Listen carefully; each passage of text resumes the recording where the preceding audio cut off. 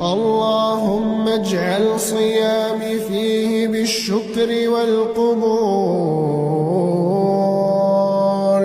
على ما ترضاه ويرضاه الرسول. اللهم وفقنا لاغتنام الخيرات في هذه الأيام المباركات، وضاعف لنا الدرجات.